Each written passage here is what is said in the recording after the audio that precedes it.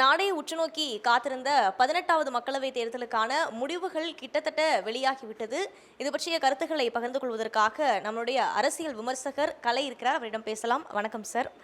Sir, இப்போ வந்துட்டு கிட்டத்தட்ட முடிவுகள்லாம் தெரிய ஆரம்பிச்சுட்டு ஒரு சில தொகுதிகளில் மட்டும்தான் இன்னும் முடிவுகள் வெளிவராமல் இருக்குது. இப்போ இருக்கிற வரைக்கும் தமிழ்நாட்டை பொறுத்த வரைக்கும் திமுக வந்துட்டு பெரும் 40 தொகுதிகள்லையுமே முன்னிலையில் தான் இருக்குது. ஆல்மோஸ்ட் வெற்றி முகமாக தான் இருக்கிறது. இது எப்படி பார்க்குறீங்க? சில தொகுதிகளுக்கு இன்னும் இழுபறி இருக்குது. முன்னிலை நிலவரம் தான் வந்திருக்குது. அதை இறுதியாக வந்த பிறகு சொல்லலாம். ஆனால் திமுக மகத்தான வெற்றியை பெற்றிருக்கிறது என்பதில் சந்தேகம் இல்லை. இப்போ நமக்கு முன்னேற்றிருக்கக்கூடிய அதை விட பெரிய கேள்வி என்னென்னா, அதிமுக என்ன ஆச்சு?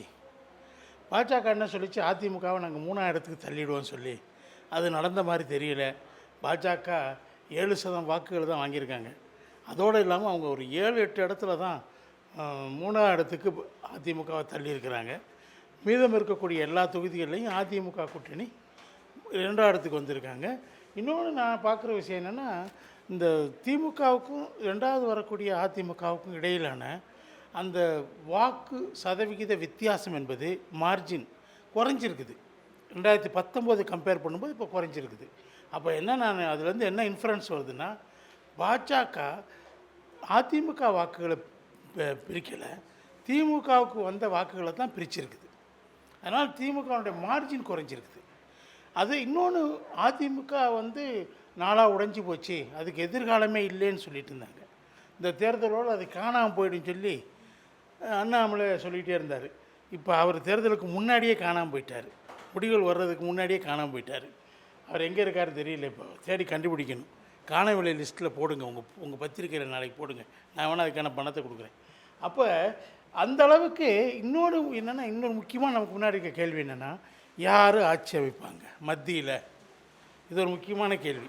ஏன்னா 2 பேரும் டைட்டாக இருக்கிறாங்க அப்படி மாதிரி தெரியுது. ஆனால் எனக்கு தெரிஞ்சு கிட்டத்தட்ட 300 அதிமுக இது பாஜக வந்தாச்சு.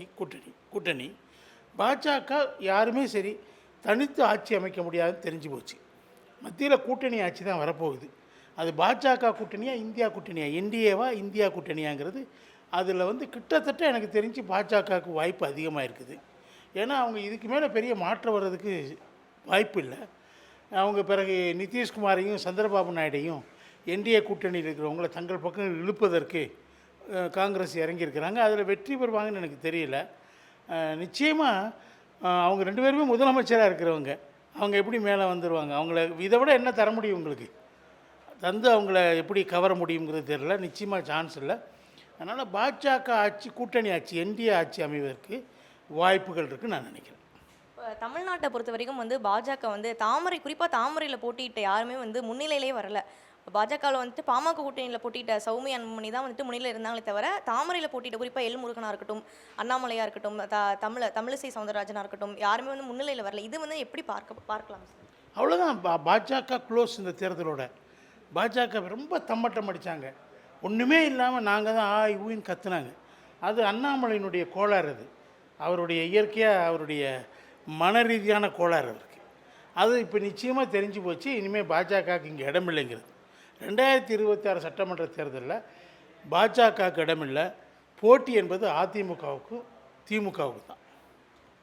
இந்தியா கூட்டணியை பொறுத்த வரைக்கும் கடந்த நாடாளுமன்ற தேர்தலுக்கும் இப்போக்கும் காங்கிரஸ் போன தேர்தல் ரொம்ப டிஃப்ரென்ஸ் ரொம்ப கம்மியானதான் ஜெயிச்சிருந்தாங்க. பட் இப்போ 200+ வாங்கியிருக்காங்க. இதுக்கு இந்தியா அந்த கூட்டணிங்கிறது ஒரு முக்கியமாக காரணம்னு நினைக்கிறீங்களா? இந்தியா கூட்டணி அமைந்தது ஒரு காரணம். பாஜகவுக்கு எதிரான மனநிலை நம்ம கணித்ததை விட அதிகமாக மக்கள் மத்தியில் இருந்தது ஒரு காரணம்.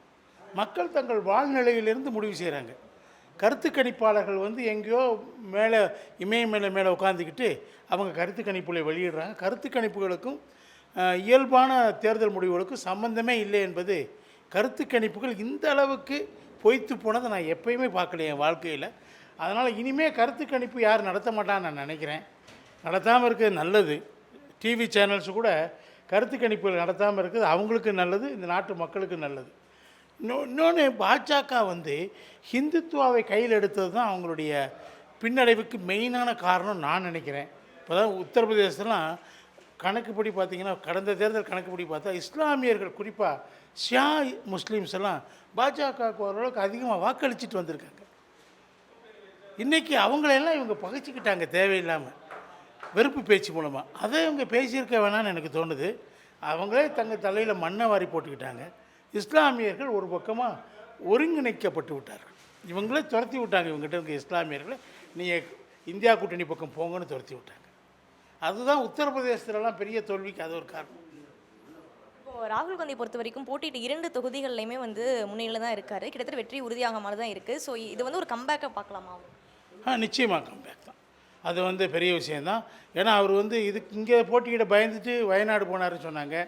பிறகு வயநாட்டில் தோற்றாலும் தோற்று போயிடுவோம்னு சொல்லிட்டு இங்கே நின்று சொன்னாங்க உத்தரப்பிரதேசத்தில். இப்போ பார்த்தா 2லையும் முன்னணி 2.5 லட்சம் வாக்குகளுக்கு 3 லட்சம் வாக்கு வித்தியாசத்தில் அவர் முன்னணியில் இருக்கிறாரு. அவர் இந்த மாதிரி சேலஞ்ச் பண்ண ஸ்மிருதி இரானி தான் தோற்று போயிட்டாங்க. கருத்துக்களை பகிர்ந்தமைக்கு நன்றி சார். தேங்க்யூ.